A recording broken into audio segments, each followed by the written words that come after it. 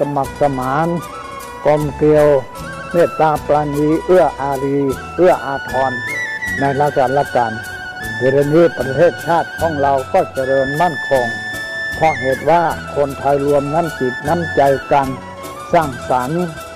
ความเจริญงอกงามเพื่อความเจริญงอกงามแก่ชาติพระพุทธศาสนาสำนักงานของพระมหากษัตริย์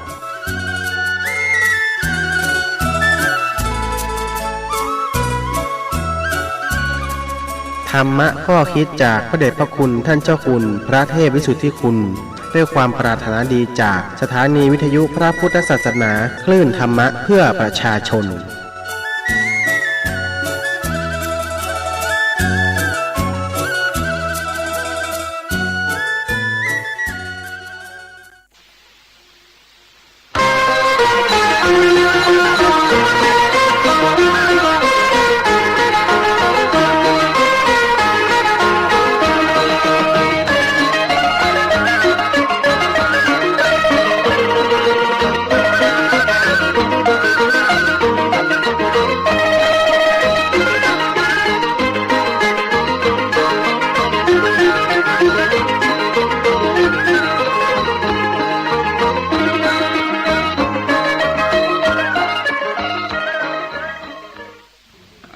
เจริญพรท่านสาธุชนทั้งหลายต่อไปนี้ท่านทั้งหลายจะได้ฟังปาฐกถาธรรมพิเศษเรื่องธรรมะกับคนท่านสาธุชนที่ตั้งอกตั้งใจฟังแล้วจะได้รู้เรื่องว่าทุกวันนี้คนเรานั้นจะห่างจากคุณธรรมศีลธรรมนั้นจะเป็นคนที่จะต้องเดือดร้อนเพราะเหตุว่าสังคมเรายุคปัจจุบันนี้เหินห่างจากคุณธรรมบ่มีโอกาสได้ฟังธรรมะเพราะว่าคนเรานั้นสร้างค่านิยมในทางด้านวัตถุมากเกินไปจึงเป็นเหตุให้คนบางคนเข้าใจว่าการฟังธรรมนั้นกินพริกดำกับข้าวฟังกรรมขี้เหล้ากินลาบถึงวันความคิดนี้ยังบ่ถูกต้องดีเตื้อเพราะว่าถึงจะเป็นคนขี้เหล้าขี้ยาก็ยังต้องการธรรมะอยู่เหมือนกันเพราะฉะนั้นธรรมะจะเกิดขึ้นได้เกิดจากการฟังถ้าตั้งอกตั้งใจฟังแล้วธรรมะจะเข้าถึงจิตถึงใจและจะได้ปฏิบัติธรรมคู่กับทรัพย์สมบัติภายนอกเพราะเรามีแต่ทรัพย์สมบัติภายนอกอย่างเดียวบ่มีคุณธรรมชีวิตของเราจะอยู่อย่าบ่มีหลักบ่มีฐานแล้วสร้างความเดือดร้อนวุ่นวายให้แก่ตัวเองอยู่ตลอดเวลาฉะนั้นท่านสาธุชนทั้งหลายอาตมาจึงของเท้าความมาถึงกรรมที่ว่าบางคนว่าฟังกรรมทำผีกินพี่ดำกับข้าวฟังกรรมขี้เหล้ากินลาบถึงวันก็มีตึ้งอาตมากำลังเทศอยู่เขาก็ว่าอย่างนี้ออกวัดไปกำเดียวมาถึง5 นาทีโดนลูกกุยเลือดห้ามพอดีผู้ใหญ่บ้านอยู่หั่นเข้ามาไหว้ผู้ใหญ่บ้านถามว่าอ้ายเป็นอย่างผมโดนตีนะแล้วยังมีนะไม่มีอะไรนี่ก็ขอความเป็นธรรมด้วยเขาตีผมเลือดห้ามตะกี้เขาไหว้แล้วเมื่อฟังธรรมเดือดว่าฟังกรรมธรรมกี่ปีทำกับข้าวฟังกรรมขี้เหล้ากินลาบถึงวันจะให้ยังไปโหล่นไปหาจินลาบพุ่นก่อนอย่าโหล่นมาหาความเป็นธรรมนี่อย่างแต่ยี่เขาพอจะรู้ว่าจะได้ก็คนเราก็ต้องอาศัยธรรมะอยู่ตลอดเวลาถ้ามุ่งแสวงหาเงินหาคำทรัพย์สมบัติภายนอกจากเดียวบ่มีคุณธรรมแล้วยิ่งโลกของเราปัจจุบันนี้วุ่นวายทุกวันนี้ก็เกี่ยวกับขาดศีลขาดธรรมนั่นเองเขาจะหันว่าทุกอย่างนี้เจริญด้านเทคโนโลยีเจริญพิษหูพิษตาจะกินจะอยู่จะไปจะมาก็สะดวกสบายยิ่งบ้านเฮาเมืองเฮาถึงวันในภาคเหนือของเฮายมทั้งหลายลองสังเกตพออากาศก็ดีวัฒนธรรมศีลธรรมอันยังก็ดีกุยอย่างในด้านวัตถุนี่เจริญทุกอย่างในน้ำมีปลาในนามีข้าวในดินมีแผ่แมงมัน ใบไม้มีเป็นมดส้มละภัยเดือดร้อนอย่างพ่องถึงวันนี้เฮาก็ยังเดือดร้อนอยู่ดีเดือดร้อนเพราะคนบ่มีศีลมีธรรม บางเตื้อเข้าไปฟังธรรมวิหารตุเจ้าปู่ศาสตร์ไว้ให้จัดดีไม่ยอมเข้าไปถามว่ายังมาเข้ามาในวิหารไปนั่งเนี่ยกลัวเกือบหาย กลัวเกือบหายหมอนึ่งซุปมาหมอนึ่งซุปมือมันจะได้ฆ่ากันก็มีอันนี้ถ้าคนมีศีลมีธรรมกันหมดแล้วมาบัลลักบัจจกของไผ่นะมันก็จะอยู่อย่างมีความสุขอันนี้ไปฟังธรรมยังห่วงเกิบก็มันหายแต่น่ะล่าบัลล่า ไปเกี่ยวหญ้าในสวนเปิ่นได้ไปพริกหนุ่มนะก็หญ้าให้หน่อยเป็นพริกมันคือ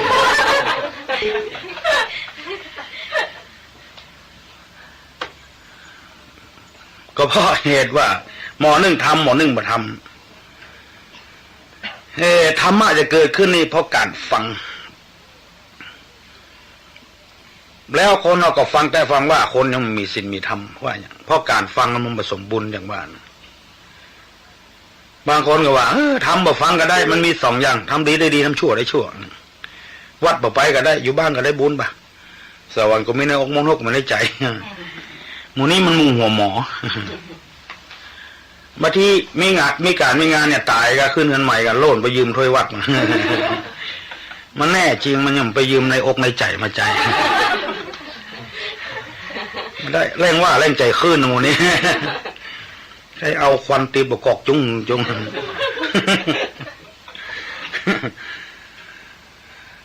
ทำดีได้ดีทำชั่วได้ชั่วทำบอกฟังก็ได้ว่านความจริงข้อนี้ถูกนายโยมทั้งหลายเพราะว่ามีพุทธภาษิตรับรองอยู่ว่ากัลยาณกาลีกัลยาณังปาปกาลีจะปาปกังแปลว่าบุคคลทำดีได้ดีทำชั่วได้ชั่วอันนี้เขาจะไปเถียงแต่ว่าคนยุคปัจจุบันนี่เขาถามเขาว่าอีนะทำดีได้ดีมีที่ไหนทำชั่วได้ดีมีถมไปมันอันนี้จะว่าไปว่ามันไม่ใช่สุภาษิตนะมันเป็นสุภาเสือกไป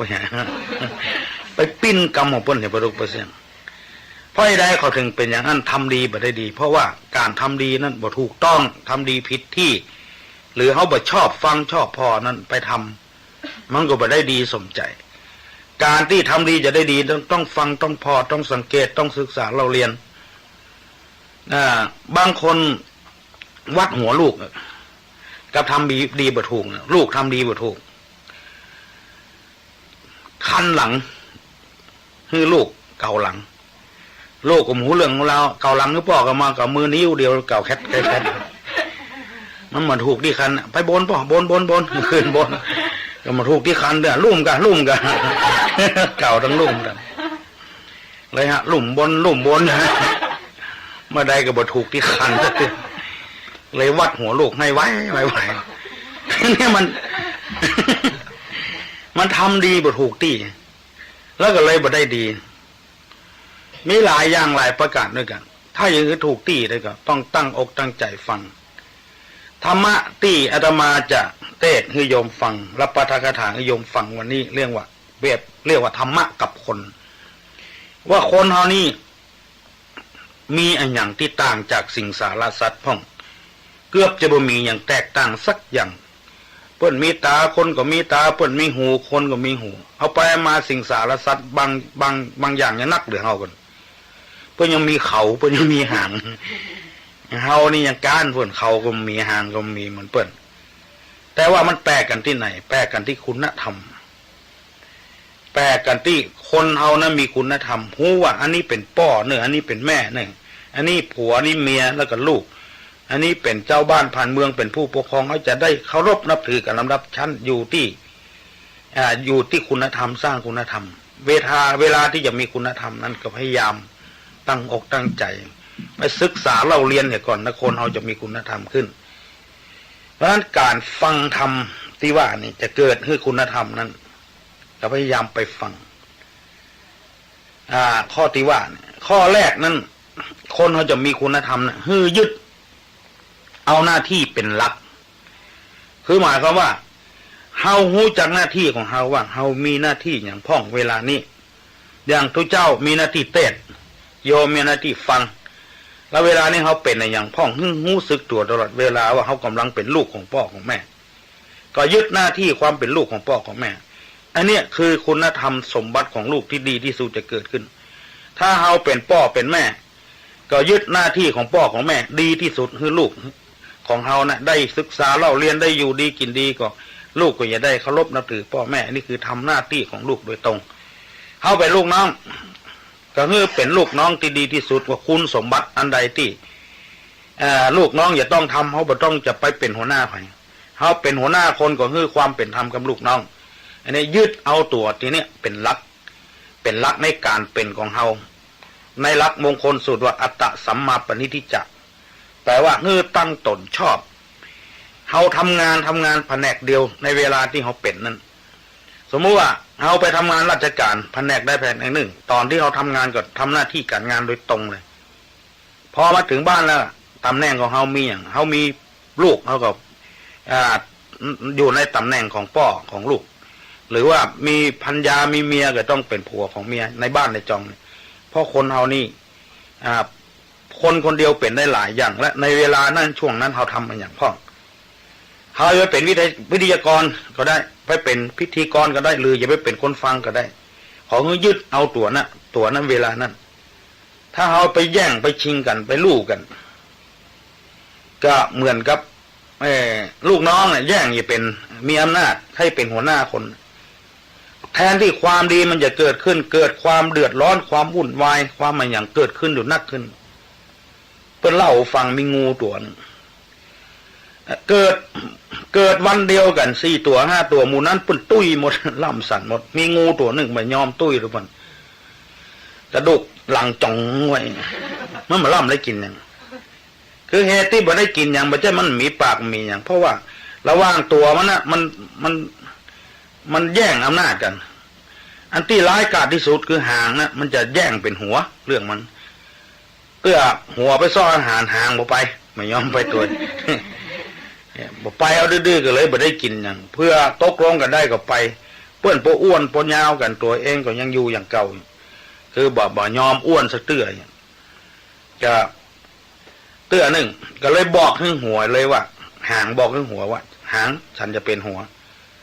เพื่อนก็บอกว่าเธอยังเป็นมาได้เตื้อเพราะหน้าที่ของเธอเป็นหางทำหน้าที่ก็เป็นหางตาโตยไปต่างกันเตื้อเพราะจะได้ถึงอยากจะเป็นหัวเพราะว่าอิจฉาเธอมันหันยังก็ได้หันกินยังก็ได้กินชาเนี่ยบ่ได้หันบ่ได้กินสักอย่างโตยคนเลยคนเขาว่าเป็นหัวมาดีกว่าเป็นหางราชสีห์ก็ว่าหัวก็บอกว่าทำอย่างอี้มันบ่ถูกเตื้อเพราะตัวยังมีเครื่องมืออุปกรณ์ในการเป็นหัวเตื้อความเป็นหัวนั้นจะต้องมีตามีหูแล้วก็มีปากมีหูดังมีมันสมองอันนี้ตัวมีซึ่งยังเป็นได้เป็นที่จะเป็นจะแย่งเป็นติ๊กๆวันหนึ่งเกิดงัดข้อกันขึ้นใหญ่โตเถียงกันห่างจะหัวไปเซาะกินอาหารห่างมาไปตัวมึงจะไปสิกูไม่ไป มันจะได้ก็ว่าหัวไปแล้วห่างมาไปได้ก็ มันเป็นหน้าแปลกมันได้จริงๆอ่ะคือมันเอาห่างกอดกิ่งไม้ไว้เรื่องวันนี้ตัวมันกิ่งกอดกิ่งไม้ไว้หัวดึงจะได้ก็ดึงไปตาปลายผ้าไปหมด กระดูกอยู่บนนั้นพัดไปแค่ได้จากนาทีเป็นชั่วโมงจากชั่วโมงเป็นเกินชั่วโมง2 ชั่วโมงเลยไปเลยหัวก็เลยพิจารณาว่าถ้าอย่าปล่อยอย่างนี้บ่ได้กินอย่างละตายแน่คราวนี้กูต้องตายแน่ๆหัวก็เลยบอกว่าหางฉันลานะฉันขอลาจากความเป็นหัวให้เธอเป็นหัวแทนฉันเถอะว่าแล้วหางก็ทำหน้าที่เป็นหัวโยมทั้งหลายผู้ฟังลองพิจารณาพอมันจะเป็นไปได้ตัวน้อยเดียวจะดึงตึงตัวตึงหัวไปเสาะหาอาหารบ่ได้กินอย่างสักอย่างเพราะมันบ่มีปากอ่ะมาเหยาอย่างมาเลี้ยงร่างกายแล้วก็เข้าปิ้งตัวอย่างเขาตึงหมูเรื่องหมูเหลาบุญเข้าเปอะเข้าปงไปเรื่อยๆบางทีฮ้อนแก่เลยแห้งเข้าหูหางมันหาเข้าได้เพราะมันน้อยแต่ตัวเข้าบ่ได้หัวก็เข้าตัวมันได้ก็ดึงออกมาเข้าแพะเข้าป่าไปวันหนึ่งเข้าในป่าหน้าแรงไฟกำลังไหม้ป่าเข้ามาพอดีหน้าที่มันจะป้าหัวป้าตัวหนีไฟมันบ่มีตาบูนไปเลยก็เลย พอดีไฟไหม้มาหามันก็เลยไปหาไฟไหม้ถึงหัวถึงหางตายเขาเหี่ยวลงขุมหมดอันนี้คือคนอุปมาเหมือนกับคนที่บ่มีคุณธรรมคำว่าบ่มีคุณธรรมนี่ไม่ใช่ว่าอยู่บ่ได้ไปซ้อลักจกคือธรรมที่จะต้องตัวเองนะมีอิสระเสรีในการทำงานของตัวเองบางทีหัวหน้าไปเป็นลูกน้องเนี่ยหรือว่าเขาทำงานแผนกนี้ลูกไปทำงานแผนกอื่นอย่างโรงสื่อพิมพ์อาจารย์ใหญ่ครูใหญ่ไปก้าแบงค์เงินเดือนก็มีกินแล้วไปก้าแบงค์ปลอมทำเนี่ยเอาไปมาเงินเดือนก็อยู่ไปได้กินแล้วถูกข้อด้วยทำอันนี้มันผิดตีอันนี้ข้อแรกนะคือยึดหน้าที่ของตัวเป็นหลักเบาจะเป็นจะได้กระจ้างเขาก็จะอยู่ได้อันนี้เป็นคุณธรรมสำรับของเขาคือว่าเขาจะต้องหูเสมอว่าเขาเป็นไอ้หยังพ่องเวลานี้เขาทำหน้าที่อันนี้คือคุณสมบัติของคนโดยตรงนี่ธรรมะกับคนมันจะหลีกเลี่ยงมาได้ถ้าหลีกเลี่ยงมาได้ก็ยุ่งกันเหมือนอันอย่างที่เขาหูของมันอันนี้เป็นข้อแรกประการที่สองนั้นรักในเมตตาคือคนนี้ต้องมีเมตตาธรรมต่อกันที่เขาว่ากันสัตว์ทั้งหลายจงเป็นสุขเถิดอย่าได้เบียดเบียนซึ่งกันและกันเลยสัตว์ทั้งหลายจงเป็นสุขเถิดอย่าได้มีเวรซึ่งกันและกันเลยนะถ้าว่าเฮากุคนนะว่าตามกำปักเลยนะเฮาบ่เบียดเบียนกันเฮาบ่มีเวรบ่มีจองเวรจองภัยกันโลกเฮานี่มันจะบันเจิดจ้าอยู่อย่างมีความสุขเพราะว่าคนมีเมตตาธรรมอินดูสงสารหันอกหันใจกันเพื่อนบ้านใกล้เงินเคียงกันอันนี้ที่มันวุ่นวายเหตุอันยังก็มีกินมีอยู่เขาก็เดือดร้อนอยู่เพราะขาดเมตตาธรรมคือคนอันนี้บ่อินดูกันบ่สงสารกันบ่ยังกันอยู่ด้วยกันเบียดเบียนกันอิจฉาตาร้อนกันอย่างอาตมาเคยเล่าให้ฟังคนอันนี้เหมือนกับจิกกุ่งเนี่ยพอเต็มห้อยแล้วก็เพราะต่ำน้ำพริกว่าเหลือสักตัวคนเฮาหมดลมหายใจบอกว่าตู้เจ้าบอกว่าศรัทธาบอกว่าไม่ยิงประใจตายแล้วก็เข้าเชิงตะกอนเผาเหมือนกันหมดแต่ว่าจิกกุ่งมันบ่มีเมตตาธรรมอย่างคนเฮามันอยู่ในห้อยเดียวกันมันดีดกันเหลือขาเดียวมันก็ดีดอยู่มีสักขามันได้ดีดด้วยเปิ้นบั้ม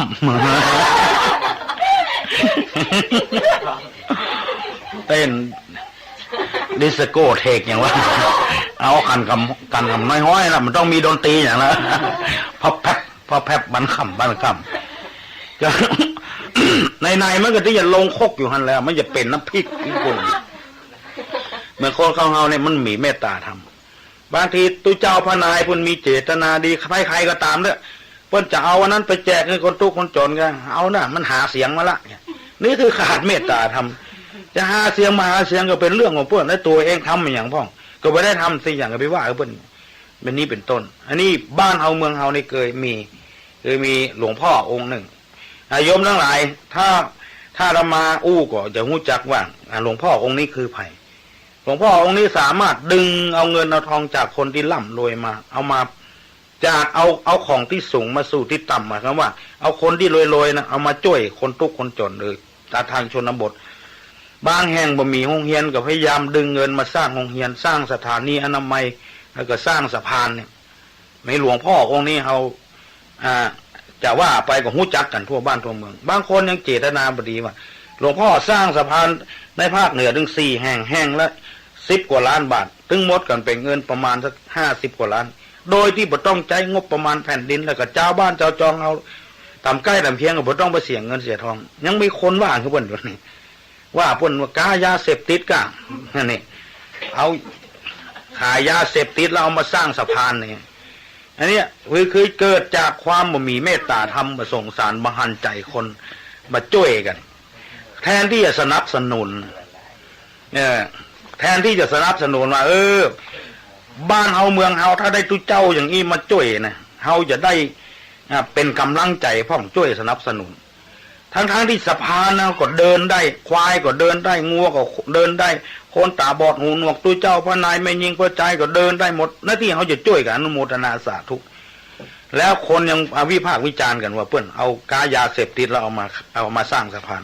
มันจะได้ประโยชน์อย่างนี้คือตัวนี้คือตัวปิดที่เป็นแกนทำลายของบ้านของเมืองที่สุดมันจะเกิดมาเนี่ยอย่าง อันนี้อาตมาเคยไปถามเพื่อนหลวงพ่อเป็นความจริงด้วยกันคือคล้ายๆว่ากู้กันซุบซิบกันนี่นะเพื่อนบอกว่าหันเพื่อนก็มาหันทำก่อนยาเสพติดชนิดนี้เป็นมาแล้วไผ่จะสามารถทำได้พ่องแล้วไผ่จะง่าวถึงขนาดนั้นเฮาก็เป็นคนมีชื่อมีเสียงไปจักก้าขายยาเสพติดแล้วเอามาสร้างสะพานคนก็เดินเวลาเขาจับเขายับได้เฮาเนี่ยไปถูกข้อคนเดียวแล้วจะมีไผ่ที่ไหนง่าวถึงขนาดนั้นว่ายอมก้ายาเสพติดเอามาสร้างสะพานแล้วคือคนเดินถ้าคนที่ก้ายาเสพติดต่างๆเขาไปเนี้ยกันเขาจะต้องไปสร้างตึกสร้างบ้านสร้างจองอันนี้คือคนขาดเมตตาธรรมมนุษยธรรมคือธรรมของมนุษย์หรือธรรมของคนเนี่ยต้องมีเมตตา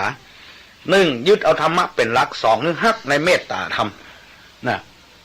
เมตตาธรรมอินดูกันสงสารกัน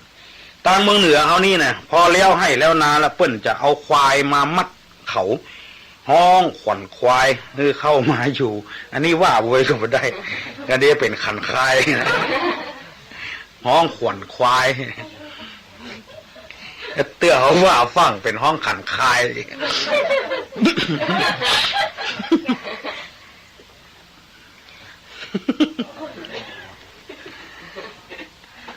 เอาควายเนี่ยมาห้องขวัญเขาก็ว่าจะจ้าหนึ่งขวัญควายแล้วเอาสวยก็ตอกดอกไม้นี่นะเอามามัดขวัญมัดเข่าควายเป็นว่ามัดมือควายความจริงมือมันบ่มีเอาเข่ามันนะเป็นมือห้องขวัญคือมาอยู่กับเนื้อกับตัวอย่างเงี้ยเพราะว่าเขามีเมตตาธรรมต่อมันคือว่าเขาลองสังเกตพอว่าเนี่ยนะครับลงมือปุ่มเดียวกันคนก็ทำควายก็ทำควายยังทำนักเหลือคนก่อนเดินนำหน้าคนพอแล้วนะแล้วผลที่ได้ฮับไผ่ได้ฮับนักเหลือไผ่ทั้งพอเอาเข้าใส่ลองเนี่ยแล้วเอาเฟืองควายกินความจริงมันน่าจะแบ่งเกิงนะเนาะคนเอาเหี่ยเกิงควายเอาไปเหี่ยเกิงเข้านะสมมติว่าได้เข้า200 ถังเนี่ยแล้วก็คนเอาไปเหี่ย100 ถังคือควายเหี่ย100 ถังควายมันบ่กิน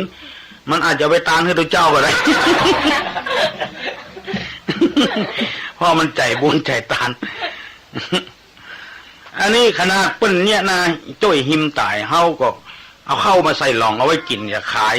สปะสปื้นอ่ะมีในเข้าอันบริสุทธิ์แล้วเอาเฟืองเงือเปิ้นกินอันนี้ที่ว่ามีเมตตาธรรมมีเมตตาธรรมคือเฮาจะต้องมีเมตตาธรรมต่อควายวิธีนี้ก็คือห้องขวัญมันตัวพ่องมัดมือมันพ่องก็คือมันอยู่ดีกินดีบางคนให้เกินลงไปน่ะ เอาควายไปไถนาควายมันหันหญ้าควายมันก็กินก็หญ้าอย่างเดียวอย่างอื่นมันก็กินไม่ได้ควายเมากินหญ้าลาดาตาบอดตาลมขี้คันขนาดเปิ้นบัดย้างน่ะทำงานตัวกินตัวลงเกิดพอนี่ยังว่าเปิ้นขี้ค้านเปิ้นแกล้งอยู่เขาควรจะหันใจมันพ่องนะตอนในโลกนี้หลวงพ่อนะมันมีไอ้อย่างพ่องที่ควายกินได้อาหารของควายที่อาหารจงแจ้งมันมีอยู่3 อย่างน้ำเฟืองหญ้า3 อย่างเนี่ยหลวงพ่อเด้อก๋วยเตี๋ยวไม่ได้กินเด้อเขาเลี้ยงก็ไม่ได้กินเด้อคนเฮานี่ปัดสปะสปืนขนาดมันยังบัดย่างน่ะมันยังทำงานอยู่ปล่อยมันกินไปพ่องยังไปพ่องนี่ไล่ควายเมากินหญ้าจ้าโคตรจะสั่งสอนก็มาควายตัวนี้ จะสั่งสอนควายสวะห่างไทยแอบไปทางหน้าควายก็เดี๋ยวมันไปจะสอนจะได้นึกว่าอย่างครูสอนนักเรียนเป็นว่าไปวัดหัวควายวัดหัวเสี่ยงแหงเกิดมันนะเตะหัวปากบอกกอกโผล่มาทุกเสียสวัสดมือลุบพอบอกกอกแดงปลาเรื่องมาซ่อนทั้งหลังหัวควายหันวิดขึ้นกันนาตีหน้าควายลามแล้วบอกคำนี้ลาวกับลาบไปลาบบ่งูตัวบอกกอกกดแตกเนี่ยบ่มีเมตตาธรรมใจเปิ้น แล้วก็ไปวัดหัวเปิ้นแถมโคตรก็โคตรเหมือนเนี่ยนะพอปดแอกปดไทยก็ยังมาหายโคตรหายเกียรติเลย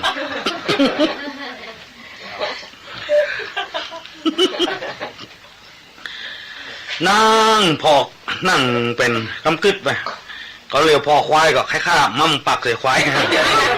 รับตาจังใส่ควายแต่สักกามเมียมไปส่งเข้ากินกำต้งนะเอาใส่เป็นโตเป็นยังก็เตะเป็นโตเลยตืดออกเตือจันอันลุ่มเป็นจินลาบนะจินลาบควายมากินสักกกำเป็นโตจินลาบออกซ่อนด้านหลังสดไปหาควายมันไปแผ่วควายเอาจินลาบยืนในควายพอนี่อย่างไม่ในบินโตเนี่ย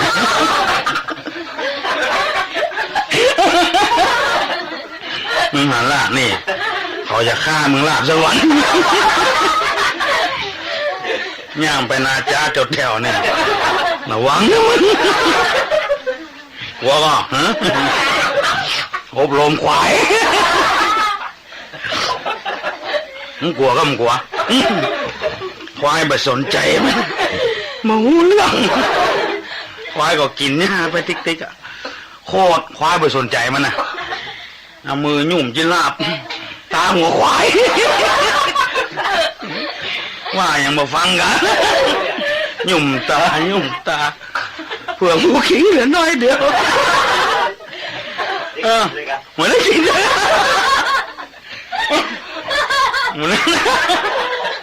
เอาไปตาหัวควายหมดจะได้จินลาบเนี่ยคือความคือบ่มีเมตตาธรรมอ่ะคนเฮานี่ก็ต้องเอ็นดูสงสารพ่องแม้แต่สิงสารสัตว์มันทำให้ทำนาเฮากินเอ็นดูมันพ่องบางคนนี่ขออภัยนะ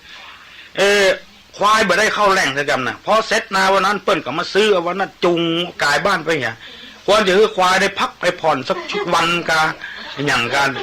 เลยขายคำต้มคำนาเอาเพื่อเปิ้นไปฆ่าอันนี้ขออภัยเนี่ยถ้าจับใจใส่ใจภัยก็อย่าไปโกรธไปเกลียดนะนี่คือขาดเมตตาธรรมเนี่ยคนกับธรรมในธรรมคนเราจะต้องมีเนี่ยยึดธรรมะเป็นหลักสองคือความมีเมตตาธรรมอบอ้อมอารีช่วยเอื้อเฟื้อเผื่อแผ่ซึ่งกันด้วยกันอันนี้เป็นหลักของมนุษย์หลักของคนโดยตรงอย่างหลีกเลี่ยงไม่ได้อันนี้เรียกว่าคนกับธรรมกับคนประการต่อไปนั้นนี่ไม่อิจฉาผู้อื่นคือหมายความว่าจะไปขอยเปิ้นจะไปอิจฉาเปิ้นคนนั้นนี่มันเป็นเหมือนกันเปิ้นงามเฮาบ่งามก็อยู่ตามงามของเฮาน่ะเขาพร้อมเฮาตุ้ยก็เป็นเรื่องของเฮาไม่ใช่เอาไผ่มาตุ้ยครับมาถ้าไปขอยเขามาถ้าไปอิจฉาเขาจะร่ำรวยมั่งมีสีสุขอะไรอย่างก็ตามเลยจะไปอิจฉาเขาบางคนนี่เขาจะหันว่าขี้ขอยเปิ้นน่ะหันเปิ้นมั่งมีสีสุขก็ขอยเปิ้นอิจฉาเปิ้นเนี่ยคำเมืองเขาว่าขอยคำไทยว่าอิจฉาเปิ้นจะไปอิจฉาใครถ้าโยมทั้งหลายให้หูว่าคนขี้ขอยเปิ้นน่ะเราไปถูกหวยเนาะหูข่าวว่าถูกหวยหมอนั้นหมอนี่ถูกหวย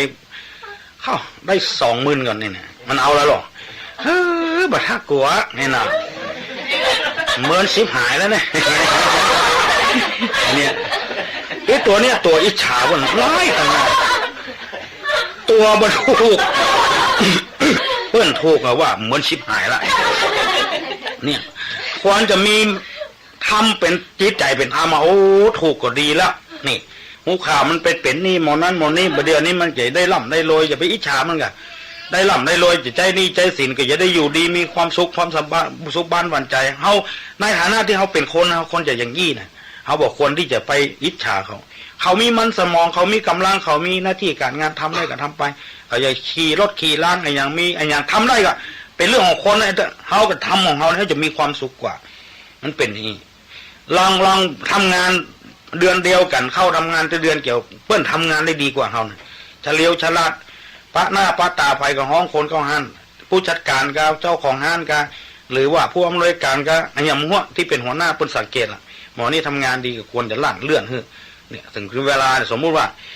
ปีนี้จะเลื่อนให้คน50 บาทแต่หมอนี่มันพิเศษหน่อยเลื่อนให้100เอาละหรอกอันนี้หมออิจฉาเอาแล้วคนอื่นยังได้50มันยังได้100อย่างอี้ตัวเพิ่นอย่างอู้หูฟังเนี่ยแน่ๆนั่นแหละมันเลียแข้งเลียขาเนี่ยเนาะเปิ้นทำดีแล้วตัวเปิ้นเนี่ยอย่างว่าเปิ้นเลียแข้งเลียขาแล้วเขายังมาทดลองพอของขอผู้จัดการขอเลียคำละเอียดเล่นตั้งแต่หัวไม่ติ่งเลยเนาะจนลิ้นค่อมมันอย่าขึ้นไป5 ขั้น 6 ขั้นเลยไอ้เนี่ยตึงวันเนี่ยเขามองข้ามไปเห็นนะมองจะไปโปรดจะไปมองข้ามความปลอดภัย ในเรื่องเนี้ยมันจะมาปลอดภัยกับเราไปอิจฉาบนเกิดความตุกใจหรอกมันยังได้เขายังไม่ได้เกิดความตุกใจขึ้นมาเขาจะต้องมองว่าเพราะผลงานมันดีผลงานมันไม่เสียอย่างเงี้ยเขาถึงจะใจได้ว่าคนเขาจะต้องมีธรรมะอย่างเงี้ยจะไปอิจฉาตาร้อนเขามันดึงมีหรอกทำบ้านนอกบ้านนาไปพอเนี่ยลองเปิ้นได้อย่างมาหน่อยมันดึงเข้าเรื่องเข้าราวละเปิ้นใส่คอน่ะน้ำหนักสักสลึงกับสักบาทกาเตื้อบางคนก็ถึงแค่แก่ไปหน่อยได้แล้วที่เอาใส่ทั้งในเสื้อเล่นเอาใส่ทั้งนอกนะจีตะก้นนะเนาะเหมือนขโมยหูดไปทีนะมันหนุ่มหมีอันนี้น้ำใจที่เป็นอิจฉาจะเกิดมนุษยธรรมขึ้นในจิตในใจมันเป็นไปไม่ได้เนี่ยท่านสาธุชนทั้งหลายคนเรานอกจากจะมีทรัพย์สมบัติทั้งนอกแล้วควรจะมีทรัพย์สมบัติภายในที่ว่าเนี่ยคืออาศัยธรรมของเราคืออาศัยหน้าที่ของเราทำงานในอย่าง2คือหัวตัวเรานี่มีเมตตาธรรมต่อคนอื่นไปที่ไหนไผบ่ฮักบ่ชอบเพราะอย่างเพราะตัวเองเฮาเองเนี่ยเฮาบ่มีเมตตาธรรมต่อคนอื่นก็ยังบ่ใครสงสารเฮาบ่ใครดูเฮาลองเฮาฮื้อคนอื่นนะเปิ้นคนอื่นกับเมตตาเฮาเช่นเดียวกันเนี่ยมันตอบกันไปตอบกันมาคนเฮามันบ่ใจเหมือนกับอย่างอื่นคือมันมีน้ำจิตน้ำใจอยู่แล้วอย่า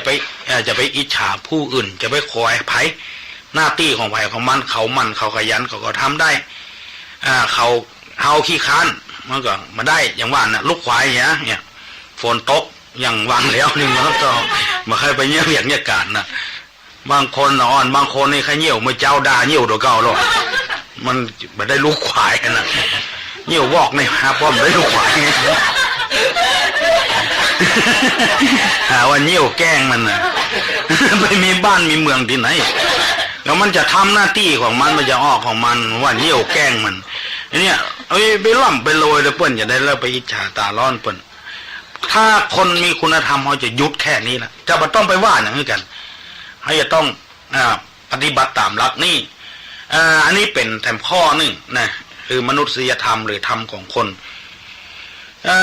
อันต่อไปนั้นคืออย่าไปฝ่าฝืนกฎสังคมคนเขาถ้าใครมีกล้ามีศีลใครคือเป็นคนนะเปิ้นวางกฎวางเกณฑ์อย่างกันไว้ทำงาน8 โมงแล้วเลิก12 โมงหรือเที่ยงนี่ที่เขาว่ากันเนี่ยก็เขาก็ก้มหน้าก้มตาทำงานตลอดไปจะไปอึดอัดเปิ้นยังทำได้เขาเหลียวพอคนอื่นก็ทำได้เขาก็ทำต่อไปเปิ้นวางกฎวางเกณฑ์กันไว้ครับเป็นทหารเป็นตำรวจเป็นอะไรอย่างเขาอยู่เมืองไทยเอานี่นะยังสบายถ้าไปอยู่อย่างต่างประเทศไปเจอกฎหมายเปิ้นมันเข้มข้นกว่านี้อย่างต่างประเทศเขาเล่าฟังเขายังไปหันนะเนาะ หมู่ที่ไปทำงานต่างประเทศฟังการลักของเปิ้นนะการขโมยของเปิ้นได้นี่มันมาติดคอกติดขางเนี่ยมือนี่หลงตัดมือไปติดฝาโบสถ์พุ่นแล้วประเดี๋ยวนี้กฎหมายย่อนต้องทำหน่อยตัดอย่างนุ่มนวลว่ะตัดมือนะคือแต่ก่อนนี้มาถึงแล้วก็เอามุ้ยกกเลยดิ้นกดตัวพาดไปติดฝาโบสถ์ประเดี๋ยวนี้จ้างหมอทำจ้างหมอตัดหมอจะฉีดยาชาเขาหลอบนี่แล้วพอมันชาเสร็จแล้วก็เอามีดเข้าปาดจีนปาดมันออกจะน้อยเอากีมกีบออกมันไม่เจ็บหรอกมันไม่เจ็บก็คือพออย่างสบายนะเอาเสร็จแล้วมันจะเหลือก็เส้นหรือก็เส้นเอาไอ้อย่างเขามัดผูกไว้กับมีเนี่ยเขาคิดเสร็จแล้วก็บล็อกเอามือนี่ออกไปติดฝาโบสถ์นี่กฎหมายของเพิ่นก กฎหมายไทยนี่ขนาดหันแต่ๆนะมือเป็นเลือดอยู่5 คนยังบ่ติดข้อก็มีอันนี้คือว่าเราเอาความเป็นธรรมว่าบางทีแม่นบ่แม่นบ่งบบ่มีพยานหลักฐานประจักษ์แน่ชัดมันก็ปล่อยตัวเหตุก็มีบางทีเอาเหตุเอาผลว่าคือกฎหมายเป็นธรรมนะกฎหมายในไทยของเราก็น่าคิดน่าพอมีครูบาอาจารย์อาตมาองค์หนึ่งไปสร้างวัดอยู่ต่างประเทศเพิ่นว่าโหกฎหมายของเปิ้นนี่ไม่ใช่เหมือนของเราเวลาจะวางศิลาฤกษ์อย่างที่เขาทำกันนี่นะเป็นแผ่นศิลาเอาวางเนี่ยจะต้องจุดเทียนจะต้องตามเทียนข้าราชวัตรมีจ่อมีตุงนะเปิ้นไปเนี่ยเมืองนอกนะเมืองฝรั่งมันนะเนี่ยเมื่อคืนมาตี 2มันคือฝรั่งมันรับหมดเลยเขาไปตามเตียนยกๆแยกๆไปได้เนี่ยเปิ้นบอกคือตามไฟยังไม่บ้านไม่เมืองไปพอขนาดนั้นแล้วคนที่มีเงินจะสร้างบ้านนี่นะกฎหมายมันเข้มข้นจนขนาดที่ว่ามหาบดีนี่สร้างมาได้ต้องไปอยู่ต่ำนะมีเนี่ยมีเนิ่มอย่างเขาว่ากำบะเทียวนี่มันนักขึ้นไปจนโคเดออย่างมันเนี่ยนั่นก็ว่าแค่ตั้งเขาไปอย่างละสร้างแฝกสร้างอะไรอย่างอันนี้ต้องไปอย่างอันซื้อสำเร็จรูปเขาอย่ามาสร้างคนเดียวมันไม่ได้เปิ้นบอกมาถ้าคนใดจะมีเงินจะสร้างบ้านเนี่ยประการแรกนี่ต้องมีถนนเข้าไฟถนนนี่รถยนต์เดินไปเดินมาได้ไปมาสะดวกเกิดไฟไหม้เตยลามรถดับเพลิงจะเจ็บเป็นเนี่ยรถพยาบาลนี่เข้ามาได้สะดวกก่อนอันนี้เป็นอันดับแรกจะต้องให้มันเรียบร้อยก่อนถ้าแปลงถนนมาเรียบร้อยก็คือสร้าง2ต่อน้ำประปาต้องให้เข้าถึงเฮียก่อน3ต่อแก๊สนะแก๊สที่เขาดังไฟหุงต้มเนี่ยเปิ้นจะรวมกลุ่มกันไม่ใช่ว่ามีเป็นทางของไฟของมันอย่างบ้านเฮานี่ไม่ใช่อย่างนั้นมันรวมกลุ่มกันให้ต่อนี่เข้ามาถึง1ถนน2น้ำ3แก๊ส4ไฟฟ้าต้องเข้ามา5ขอโทษนะต่อส้วมนี่เปิ้นจะไปเป็นกลุ่มกันเปิ้นไม่ใช่ว่าขุดบ้านไผ่บ้านมันอย่างเฮานี่ถึงมันเต็มแล้วก็รถมาดูดอย่างบ้านเฮาผลึกไปเจออย่างบ้านเฮานี่มาได้เพราะอย่าไปรวมกันต่อหมู่นี้เข้าไปรวมทีเดียวกันแล้วเปิ้นได้ขายนะขี้ฝรั่งนี่กล้าขี้ไทยนี่บ่ไม่ได้โดนด่าไปย่ำมาจัดหมาใครขี้เนี่ยฝรั่งนี่เปิ้นขายกันเราเอาไปใส่แปลงปุ๋ยแปลงอย่างหดนะหดต้นไม้หมดนี่แล้วถ้า5อย่างนี้ยังบ่มีเตื้อนี่นะเปิ้นก็บ่ฮือสร้างบ้านของเปิ้น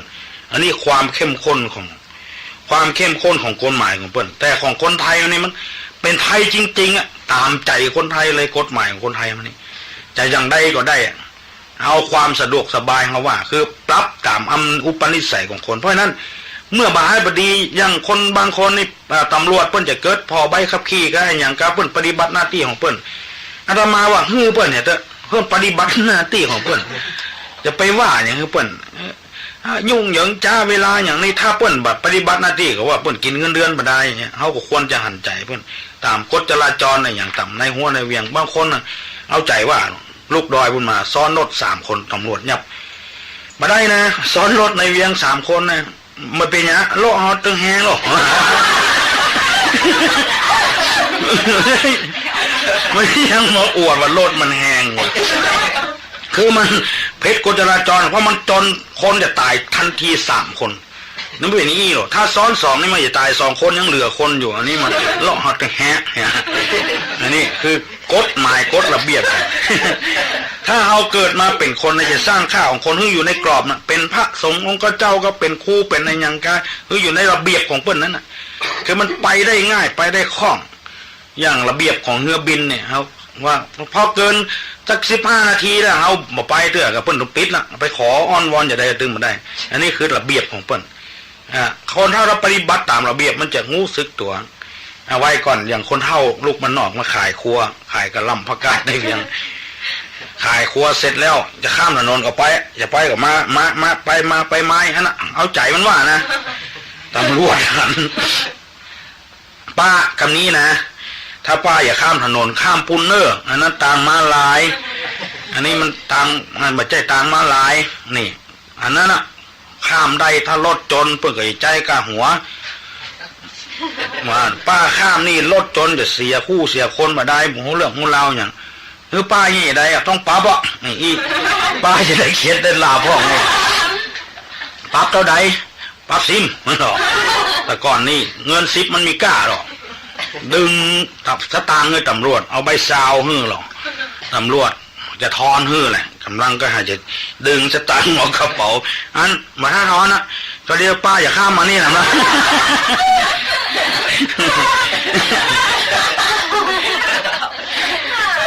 ยอมเพื่อปรับล่วงหน้าก่อนนะอันนี้คือกฎหมายของคนไทยเข้าใจตัวว่าใครไปก็ไปใครกินก็กินใครอยู่ก็อยู่เขาจะต้องมีระเบียบนะอยู่อย่างมีระเบียบอันนี้จะไปฝ่าฝืนคนมีกล้ามีอย่างเงี้ยไปพอทหารที่ไม่มียศถาบรรดาศักดิ์ขึ้นตำรวจกาตุเจ้าพระนายเพิ่นอยู่ในระเบียบพระธรรมวินัยพระธรรมวินัยพระวินัยเนี่ยพระพุทธเจ้าหันว่าการปกครองคนมันนักขึ้นก็วางระเบียบนี่มาระเบียบวินัยนี่ก็คือระเบียบอันนี้คือกฎหมายนี่เองถ้าเกินตะอั้นมันร้ายแรงจะต้องปรับโทษตะอั้นนี่พระพุทธเจ้าสร้างมาก่อนแล้วในสมัยเมื่อ 2,500 กว่าปีมาแล้วเนี่ยท่านสาธุชนทั้งหลายคนเฮาถ้าจะสร้างกล้าของตัวเองมีมนุษยธรรมนะอาตมาขอลืมนะยึดหน้าที่ของตนเป็นหลัก2รักนะเมตตา3อย่าไปอิจฉาผู้อื่น4จะไปฝ่าฝืนกฎสังคมข้อที่5นี่อย่าไปนิยมทุจริตนี่เป็นทำฝ่ายดำฝ่ายชั่วมันจะมีกายทุจริตวจีทุจริตมโนทุจริตถ้า3อย่างนี้เขามารวมกันก็เป็นทุจริตหมดกายทุจริตมีอย่างพ้องมี3อย่าง1ฆ่าของเปิ้น2ลักทรัพย์สมบัติฆ่างัวฆ่าควายฆ่าอย่างฆ่าสัตว์นี่นะ2ลักสมบัติ3ประพฤติผิดในกามคือบ่เคารพในกู้ของตัวเองนะเรื่องอย่างนี้ตัวเจ้าอู้นักก็เป็นบ่ค่อยดีเขาจะมองในแง่ให้ฮือฮู้เอาคนเดียวว่าคนเฮานี่มันต่างจากสิ่งสารสัตว์ดังกล่าวแล้วการเบียดเบียนคนอื่นสัตว์อื่นให้เดือดร้อนพอพระพุทธเจ้าวางหลักไว้อย่างนี้แล้วเนี่ยถ้าคนเอาปฏิบัติได้อย่างที่พระพุทธเจ้าว่านี่มันก็บ่มีปัญหาอย่างเดือดร้อนสิ่งสารสัตว์บางสิ่งบางอย่างบ่มีแล้วให้หันบ่ได้หันแล้วในแพะในป่ามันมีแล้วพ่อไปยิงไปฆ่าบนหิประตูไปเสี่ยงถ้าอยากให้ไปหันส่วนสัตว์ไปดีดูทุกทรมานต้นไม้ต้นตอกอย่างนี้นี่เกิดจากอันนี้เกิดจากว่าคนเฮาขาดเมตตาธรรมขาดศีลข้อนี้คือประพฤติทุจริตคือกายทุจริตชกชิงวิ่งเล่ากันกาหยังกันกาขึ้นฝนตกซินี่เอาละโหลเพื่อเกียมตัวเด้อก็บ่ยังก็ยังก็บ่ลักก็ตีนหมาตีนแมวดึงว่าก็เลยอันนี้คือเอาไปเบียดเบียนกันเรื่องนี้ฆ่ากันขว้างกาปัดคอกันกายิงกันป้นจี้กันสารพัดอย่างนี้ถ้าเอาคนทุกคนบัดนิยมมันเขาจะเนี่ยเธอเอาแบบเนี้ยมันก็เฮ้ยทำอย่างคนเดียวเฮาก็บ่ทำต่อไปเพราะเขาทำต่อไปทำตัวเขาซะเดือมันปลอดภัยแล้วได้เงินมาใจอย่างนี้มันก็จะย่ามละย่ามตัวย่ามเข้ามันเข้าก็ทำไปเรื่อยๆอันนี้เป็นกายทุจริตเบียดเบียนคนสัตว์อื่นสัตว์อื่นด้วยฮื้อชีวิตขาดก็ดีฮื้อทุกข์ทรมานก็ดีและแต่ประการหนึ่งทรัพย์สมบัติของตัวของเปิ้ลเนี่ยห่วงแหนอยู่เขาก็ไปลักของเปิ้ลไปอย่างของเปิ้ลมันก็บ่ค่อยดีและแถมอันหนึ่งก็คือวจีทุจริตคือเกี่ยวกับกำปากวจีทุจริตนี่มันมีพูดเท็จพูดส่อเสียดพูดคำหยาบพูดเพ้อเจ้ออันนี้ลักษณะของวจีทุจริตพูดเท็จนี้พูดคลาดเคลื่อนจากความจริงมีว่าบ่มีว่ามีอันนี้เพื่อออกบ้านไปพ้นมีแล้วก็มีเนอะเอาเห็นละเนี่ยคลาดเคลื่อนจากความจริงอย่างเดียวเมื่องูว่าบ่มีก็โต้กันไปโต้กันมายังจะติดตามเมื่อรุนความโออาความร่ำรวยจะเกิดขึ้นบ่มีทางเมินจะเถิดความผิดความเถียงมาผิดมาเถียงกับบ้านกับจองนี่วจีทุจริตเปิ้นว่าเฮาก็บ่ชอบเปิ้นมาจุเฮาก็บ่ชอบเฮาไปจุเปิ้นซ้ำให้เปิ้นบ่ชอบใหญ่เนี่ยพระพุทธเจ้าหันว่าคนเฮาจะต้องมีกำปากซื่อสัตย์พูดเท็จแล้วพูดส่อเสียดนี่เฮาอย่าแปลได้เป็น2อย่างส่ออย่างหนึ่งเสียดอย่างหนึ่งเอามารวมกันคำว่าส่อนี่เอาหานวันตกหานวันออกไปเล่าหานวันตกนี่กันเดียว เอาตามวันตกไปเล่าวันออกนี่อันนี้เป็นส่อกันไปส่อกันมาส่อเนาะ มันว่าคือเป็นอย่างอันจะอันหนึ่งอันนึงก็หน้ามิ่งแล้วเข้าเม็ดก็ไม่ได้ไปกินกับพ่อกับแม่มันหนึ่งทั้งที่มันมีเรื่องอย่างนะจุเปิ้นนี่สอบเหมือนกันสอบไปสอบมาเอาแต่น่ะกำปากนั่นมันกินพี่กินเกลือได้หรอกอาตมาจะเล่าให้ฟังนิทานนะมีผัวเมียกู้หนึ่งเปิ้นอยู่ด้วยกันมื้อน่ะห่ำร่ำรวยขึ้นมาฮิหาค้าขายประกอบด้วยคุณธรรมของสมบัติของผัวของเมียมีย่าคนหนึ่งมันเป็นคนขี้ซ้อนเนี่ยโอ้โหปากร้ายมันหันเปิ้นลอยผิดปกติมันจะพยายามเอากู้นี้มันแตกกันจริงๆน่ะขนาดเปิ้นอยู่กันเป็น20 กว่าปีมันเอาใจเวลา10 นาทีน่ะเอาไปซอผัว5 นาทีเอาไปซอเมีย5 นาทีขั้นแรกมันก็เข้าไปหาผัวมันก่อนว่าสู้หิหาค้าขายถึงวันนี่จนบ่ร่ำรวยขึ้นมาผิดปกติ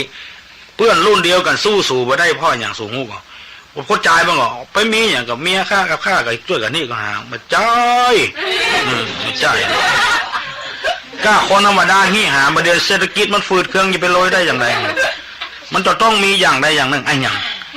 พีซื้อหรอกว่าช่วยสร้างฐานะครอบครัวมันไอ้อย่างพีซื้อก็เมียมึงน่ะกะเปิ้นหูควายบ้างควายปวงมันเป็นพีซื้อหมูเราไม่ใช่ใดมึงสังเกตเนอะตอนเมื่อคืนมามัน3 ก้นมึงนะเห็นหรอความตึงวันน่ะนะคือตัวพีซื้ออันนี้สิ่งลึกลับมหัศจรรย์แต่กันเนี่ยลองพอแล้วพอบรรจุผัวได้เอาล่ะมาหาเมียถึง5 นาทีอย่างว่าเนี่ยผัวมึงนี่นะบ่เหมือนบ้านเมืองมันโหไอ้อย่างโหมันมีหางอย่างมึงหมูกันร้ายนะปากร้ายเมียก็บ่มีก็มึงมาซ้อมพ่อเจ้ามาซ้อมโอ้อันนี้มันบัดเจ้คนเต็ม100%อันมีหางนะมันจะต้องเป็นสัตว์ลูกเนี่ยมันจ้วยกันสร้างจะเป็นไอ้ยำหัวสัตว์ลึกลับมหัศจรรย์มาเป็นผัวเป็นเมียกันเนี่ยถ้ามึงใครงูน่ะมึงลองพอเลยเมื่อคืนมึงซามพอเด้อเนี่ยก็มันรับแล้วมึงซามพอมึงจะหันปากกดเอาละ2 คนก็ระวังกันนะผัวใครงูอ่ะเมียเป็นที่ซื้อเมียใครงูอ่ะผัวมีหางจะนอนด้วยกันอย่างธรรมดาเด็กเมื่อคืนมาตั้งคนตั้งมารับนะเพราะว่าคนใดจะเป็นคนใดเอาไปเอามาป้อจายนี่ทำงานนักก็เลยรับไปงีบรับไปคนสอดไม่ยิงก็ลงมือแล้วหรอกลงมือ3 ก้นผัวซ้ำไปซ้ำมาผัวไม่สะดุ้งตื่นก็มาตีลูกเวงกันตื่นปิดหัวกันเงี้ยงะจนเข้าหาเท่าหาแก่อยู่ด้วยกันมาได้นะไอพีซื้ออีพีซื้อไอมีหางเนี่ยเอาไปมาเลยแตกแยกกันอันนี้ผู้ซ่อน่ะมันพังกันแน่นะระหว่างสงครามโลกนี่เกิดขึ้นมากับซ่อกันเนี่ยซ่อไปซ่อมาเนี่ยคือคนเอาผิดเอาเถียงกันก็เลยเกิดสงครามขึ้นมาอันนี้ใหญ่โตนะมนุษย์มีคำพูดเป็นสื่อกลางอันเสียดนี่มันทำอย่างโลกด่าคนมาด่าซื่อโลกไปด่าไก่ด่าหมูด่าหมาเนี่ยเตื้อหันคนมาชอบกันนะทุยนี่แหละต้องเหลียวพอมาจัดหมานี่เป็นเสียดนะหรอกเนี่ยไม่ยิงโดนผัวลำมวยก็ใส่ก็มีเตื้อผัวเมาเหล้าเข้าบ้านมาเมียเอาหนอทุยไก่บอกไก่จ้านหมานี่บักให้เข้าเล้าข้ามมา5 เลือกก็เล่านะเอาละกำนัน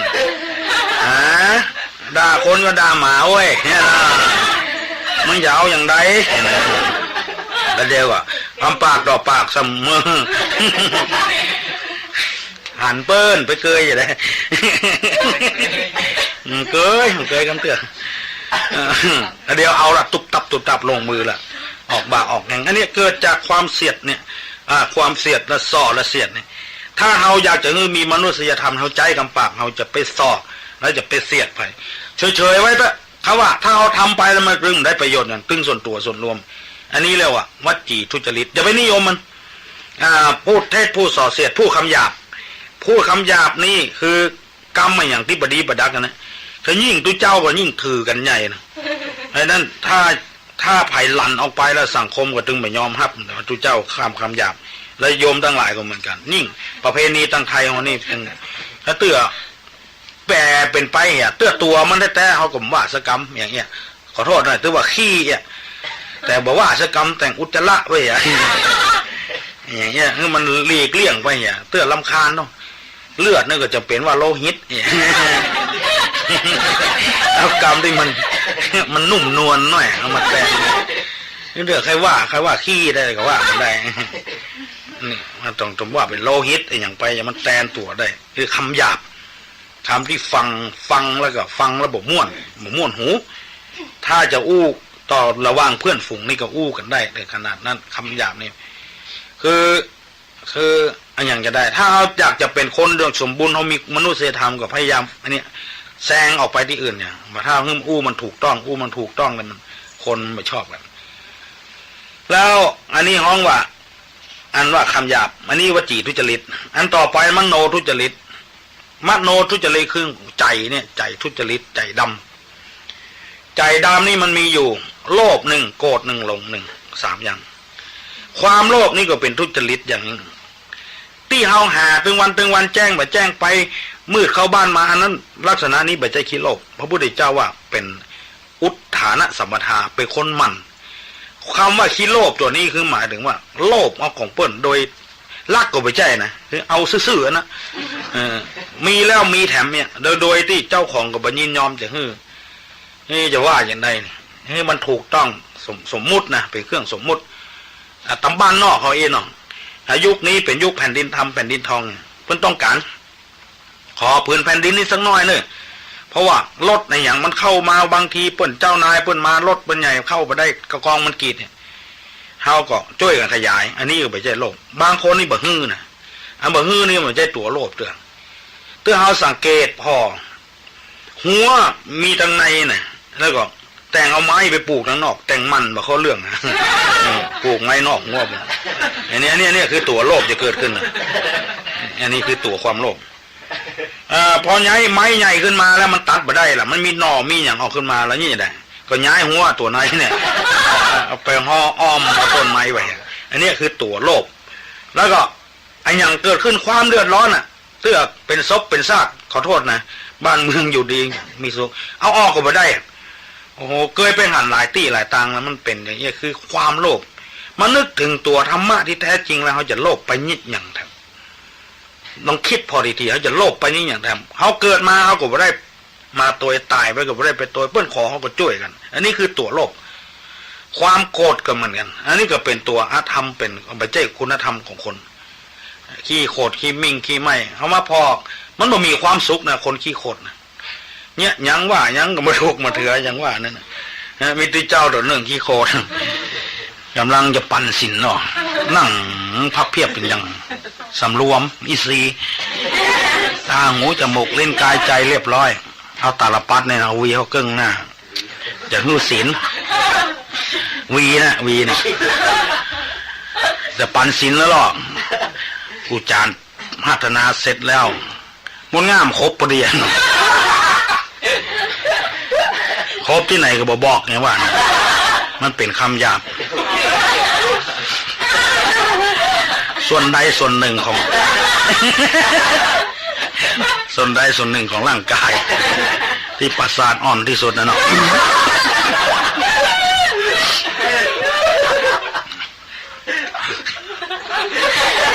เก่าก็เก่าบดเต้นมันส่องหน้าคนหลายหรอกมันสุดเอื้อมอะไรอย่างเงี้ยสุดที่จะเอื้อมถึงมดง่ามเนี่ยเขาต้องหูใจมันนะมดง่ามก็ดีมดคันก็ดีถ้ามันครบนะเขาจะไปดิ้นกันดิ้นไม่ได้สัญชาตญาณมันก็มันดิ้นก็แสดงว่าอันนี้เป็นศัตรูของมันแล้วมันก็จะครบต่อไปถ้าเขาดึงไว้ก็เดี๋ยวมันมายไปละอันนี้ตุ้ยเจ้าเพิ่นบัดดึงไว้ปันศีลเลยบัดถูกโคตรทั้งหมดปานาติปาตา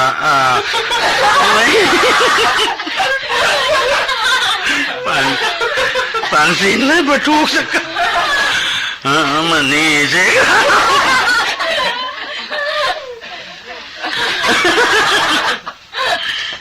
ความโกรธมันจะแสดงออกมาที่แล้วก็เป็นคนร้ายใหญ่ตัว กระทบกระเทือนถึงเศรษฐกิจและสังคมด้วยอันนี้เป็นเรื่องใหญ่นะความโกรธที่ไหนจะไปนิยมทุจริตโดยใจโกรธความโลภความโกรธความหลงโดยเฉพาะอย่างยิ่งศาสนาของเฮานี่รู้สึกว่าจะมีครูบาอาจารย์หลวงพ่อหลวงปู่อย่างนักขึ้นมาอาตมาเคยออกอากาศในสถานที่ต่างๆแล้วมีคนไปถามว่ามีก็ครูบาอาจารย์มีก็หลวงพ่อหลวงปู่เวลานี้จะทำอย่างไรหลวงท่านอาจารย์คนใดดีเคารพนับถือไปสำนักนั้นก็ว่าสำนักนี้ดีที่สุดนะสำนักนี้ก็ดีที่สุดสำนักดีก็ดีที่สุดถ้าเอาจะคือมันถูกต้องนี่จะได้ในหลักของพระพุทธศาสนาแล้วพระพุทธเจ้าเฮาควรจะยึดเอาพระพุทธเจ้าองค์เดียวนะโยมทั้งหลายอาตมาขอย้ำให้โยมทั้งหลายพิจารณาว่าเอายึดเอาพระพุทธเจ้าองค์เดียวนี่เป็นหลักลัทธิในสำนักในศาสดาใดไผ่ที่ไหนก็จ้างเฮายึดเอาพระพุทธเจ้าในองค์เดียวจะไปหลงบัดเดียวนี้เฮาคล้ายๆกับว่าเฮาเป็นไอ้อย่างเป็นสินค้ากันแบบหนึ่งนี่ไม่ใช่ใครว่านะลองสังเกตเพราะว่ามีครูบาอาจารย์มีองค์ใดองค์หนึ่งดังขึ้นมานะโหตัวกันเป็นหมู่ตัวกันคล้ายๆว่ากำหางเชือกเนี่ยจะฮื้อครูบาอาจารย์พวกนั้นจนกันต่างคนต่างมีอำนาจวาสนาครูบาอาจารย์ก็เลยกันไปหลงละเลงอยู่นั่นนี่โยมก็หลงทุกเจ้าก็หลงสถานที่เคารพนับถือตัวเก่าเอาไปเอามาที่สุดแทนที่เขาจะช่วยกันรักษาประเทศชาติบ้านเมืองผืนแผ่นดินนี้ไว้กลับเป็นนั้นว่าจะต้องออกเรียนออกยันออกกันอย่างอาจารย์ไผ่อาจารย์มันครูบาไผ่ครูบามันเข้าหากันมาได้ก็เลยเกิดพิษร้องคลองเถียงเกิดแตกลัทธินิกายอย่างเกิดขึ้นมาความมั่นคงของชาติมันก็จะเกิดขึ้นแล้วอันนี้ความหลงนี่เป็นทุจริตอันหนึ่งที่พระพุทธเจ้าท่านว่าโลภกดหลงงมงายรู้เท่าบ่ถึงการสำหรับปาฐกถาธรรมเรื่องธรรมะกับพลนี้อาตมาก็หันว่าสมควรการเวลาที่จะต้องยุติเท่าอี้ก่อนที่สุดนี้ขออำนวยอวยพรให้ญาติโยมทั้งหลายที่สละเวลามาฟังธรรมะปาฐกถาวันนี้ขอให้เจริญด้วยอายุวรรณะสุขภละทุกท่านอายุวันโนสุขังพลัง